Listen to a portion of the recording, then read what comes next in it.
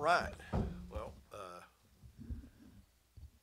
just trying to get ready for another big week in the Southeastern Conference. Got to go on the road and play in this league. That is always a daunting task. Awfully proud of our team again for where we are right now and for being able to get through obviously a very difficult situation in our last ball game. So congratulations to T. She's been National Player of the Week, ESPN Player of the Week, and SEC Player of the Week this week. So for her accomplishments last week, and very well deserving.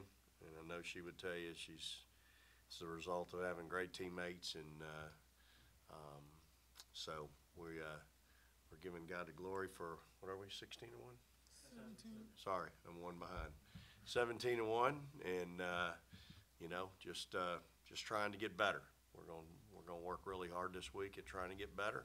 We obviously have some adjustments to make, and we're going to do a good job getting ready and making those adjustments. Good afternoon. For all three of the players, you lose one player, but in a team sport, it's not a singular sport where you're reliant just on one player. When you look to other players coming off the bench who are going to have to fill in, do you look necessarily to one player, or do you look to the group of bench players that everybody has to raise their level? Okay. I don't think so, because we can go with many different lineups. We practice that all the time. In practice, we change the lineup, so it's not just one person that we will focus on or lean heavy towards. So just everyone knows they have to step up. We lost Chloe. She was our three-point shooter. She was good at what she did, but now it's time for somebody else to step up. To add on to that, not only does the bench have to step up, but the starters have to step up as well. I think everybody, go ahead, Jess. And I agree with what they said. So I think you lean on, number one, you lean on four seniors, and they've got to play even better now. They've got to even be more accountable. I don't think you can ask a kid coming off the bench who's been coming off the bench all year just all of a sudden step in and get 12-point whatever, 6 points a game that Chloe was getting. The thing that Chloe provided was stability. She was leading us in minutes played, and she had the ability to go get you 6-7 rebounds a night. And I think you lean on the whole and not just one or two parts. I think everybody's got to step up, like Jordan said. I think that's a great answer and truly how it has to be. So, it's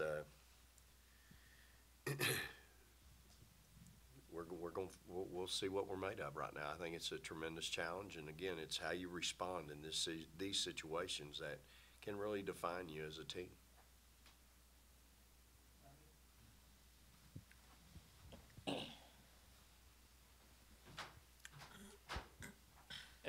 To that point, everyone kind of stepped up against South Carolina, and specifically, you got some good minutes from Andy and obviously from Bree too. How confident are you that those two can fill that void, at least to a point to where you're maybe not getting the same amount of points that Clay was given, but they can come in and really help you every single ball game? Yeah, I have a lot of confidence in those kids. I have a lot of confidence in our entire bench. I think Zaria is practicing better. Nia Tate's coming along. I think we've got a lot of kids over there that can step up. We're going to go – you'll see a lineup with Jessica in at the 4, and, we can do a number of different things with that other guard, whether we slide Anriel out there or we go with one of the guards that we just mentioned to go with Joe. I think we've got a number of different lineups now that we can play, and so my job is to we've got to practice now with those different lineups and see what that looks like. Your different offensive packages have to. We'll have a bunch of different offensive packages now with different personnel, and because you're limited when you have some of those lineups that we just talked about. But you can either look at it, you're limited, or you can go, hey, we can really do this now when we go with this lineup. We can, if we're going big, Well, now we can really do some things inside and really get after them on the boards. And so I think there's a lot of different things you can do. I think people will look at us differently, maybe a little bit, and I hope they do, because I think I can still play a lineup where we're not different at all. And I think that's the beautiful thing about our team right now. I don't think we're that different with some different faces in our lineup filling her spot. Jordan, I noticed before you came in, you were taking some extra shooting. You happened to gravitate out behind the three-point line in the right corner. I think you were taking passes from Katera. Were you lost? You want to continue to do what you're comfortable doing and not try to do what somebody else did. But how do you want to try to maybe incorporate three-point shooting into your game, or just kind of continue what you've been doing so well so far this season? Right now, like you said, I'm not trying to get outside of what I'm doing, but I am putting up those extra shots because you never know. And teams may play us where they don't guard me out there, and I'll be prepared, but I'm not coming out shooting like 5 threes a game or nothing like that.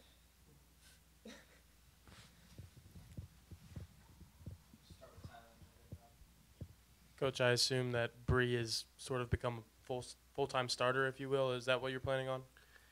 You know, I don't know what I'm planning on right now. I think we'll leave that for Thursday night. I think, you know, again, I've got a lot of options, to be quite honest, and you know, we can do a number of different things that I think are really, really good for us. So I think we can, you know, we'll leave it at that. I think what you're going to see now is maybe a fluid lineup that could have some change night in and night out, depending on what I think we're going to see and who we're going against. And so I think that's where we are now with where we are in our situation we're in. So I think we can do a number of different things depending on the opponent. Can you say what Chloe's injury was? And I guess she needs surgery, or we just saw a knee injury. Is there any other specifics? Yeah, I mean, she's had an ACL injury, and so she's going to have surgery coming up here in the next week. And so, you know, when those things happen, you know, your mind immediately starts going, okay, where are we? Where are we going to be this time next year? What's the months, you know? And so, you know, she's taking it like a champ. I mean, just, you know, the initial shock, and after that, once she's gotten past that, she's a champ. I mean, just really, like I said, she'll take this and attack this with the same determination she's attacked going into her sophomore year. You know, last year, the difference between her play last year and this year, going from how many minutes she played a year ago coming off the bench to leading us in minutes played, says a lot about that kid's character and her work ethic. And she'll attack this, and I guarantee you she'll be chomping at the bit at 6 months this summer. And I'll have to tell her, hey, you know what? We ain't playing anybody right now, so you need to slow down. You know, and that's good. You want kids to be getting after it and going, hey, I'm good, Coach, let's go. I'm ready to scrimmage somebody right now. Well, maybe it's just July and we aren't playing anybody right now in the SEC, so slow down. And that's I promise you, that's where she'll be. Another question I had was your general thoughts on the SEC this year. There might not be the prestige or the overall rankings that they've had in the past. When you look at last year, Missouri and Georgia were up there, and there's been some upsets. Florida specifically and Ole Miss got some upsets. What's your thoughts on this year's conference and kind of how it's starting to settle in? Yeah, I'm going to tell you right now, we've got some teams that are, to my opinion, are vastly underrated. We've got, you know, you watch those teams play last night, and the parity in our league is just, it's really unlike any other time that I can recall. So many good teams, and I mean, South Carolina is a great example. Their strength of schedule has got to be off the chart, especially non-conference, who they played in the non-conference, and that's only going to prepare them and get them ready for March. And you know, we played a good schedule Tennessee always plays a good schedule, and I could go down the line. But the bottom line is, I think we've got teams that are way underrated.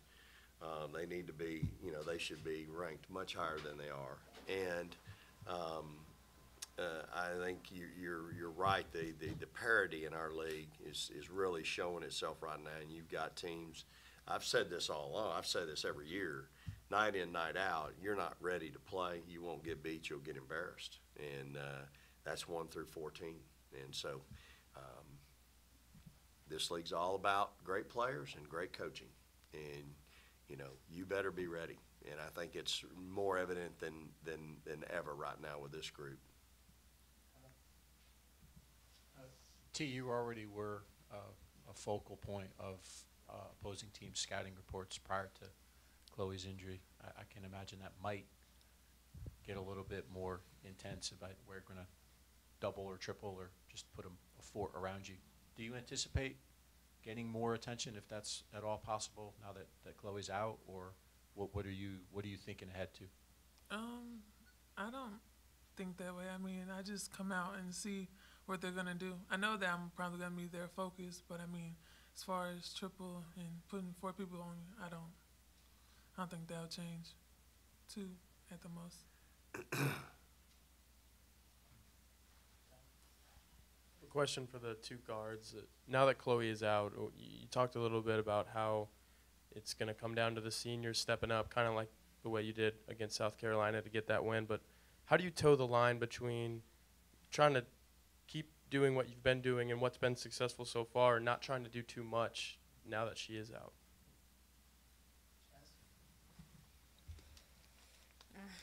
I think it's like you said, just do what we've been doing has been good enough to win.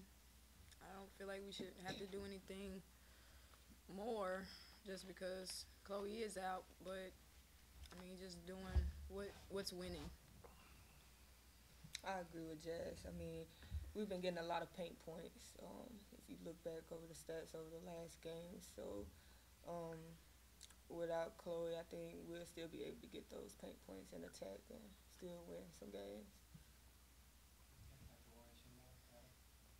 For all the players, since Chloe's injury, I'm not sure how many exact practices you actually have had, but in that time and seeing some of your other teammates kind of maybe recognize an opportunity for some more minutes, how have you seen individuals or how have you seen the entire group kind of respond and try to impress Coach, not necessarily just by doing one thing, but just by showing maybe some more, hey, Coach, I'm ready? Well, before Chloe even got injured, all the bench players have been practicing well. So, I mean, I think that's a plus. So, whenever they do get the opportunity to come in the game, they can be ready for it. So, I agree with Jazz. Yep. She said it all. I don't think one person's, just trying like, oh, well, I got to do this. Everyone's, knowing their role and playing their role good. I mean, they're going to do what Coach tells them to do. I'm pretty sure they're going to listen to him and just go out there and execute. A follow-up sort of along the same lines for Coach. Have you had conversations with some of those bench players that we've been talking about, or is that not something you want to do? You want to keep it, sort of keep the machine rolling, if you will? Yeah, I think you got to be. I think there's a fine line. I'm sure there'll be a time when you have a conversation, maybe, but the bottom line is, I'm sitting here listening to our conference today, and there seems to be a concern, and I'm not concerned about. I'm not concerned at all about my team right now or who's going to step into that role. I have a lot of confidence in my team. I've got a lot of really good players. I've got kids that are ready to step into this role, whatever that expanded role is going to be. I know my seniors are going to continue to play and do what they do, and so and I could be, I could be dead wrong, but I just feel really good about where our preparation is. Just like Dave made the comment, these kids have been practicing well for a while. I tell them all the time, if you're listening to the pregame speech and that's going to get you ready to play, well, it's too late. And you know what? If you're all of a sudden on Friday after somebody got hurt on Thursday night going, well, hey, I'm going to practice harder today. I'm going to get better and be ready next day. Well, you know what? It's too late. You're not going to be. We're almost into February, so I think our kids are prepared. We've seen some really good ball games from Bree and Andy. Zaria's had her moments. Jessica obviously has stepped up and played well if we want to go big. She just keeps getting better and better. That kid is going to be so good. And so we've got a real big,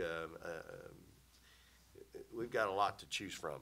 And I mean, we're just heartbroken for Chloe. At the same time, this is athletics.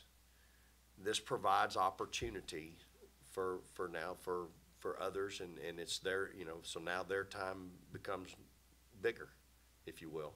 So now it's time to step up. But the thing is, Andy and Bree have already done that.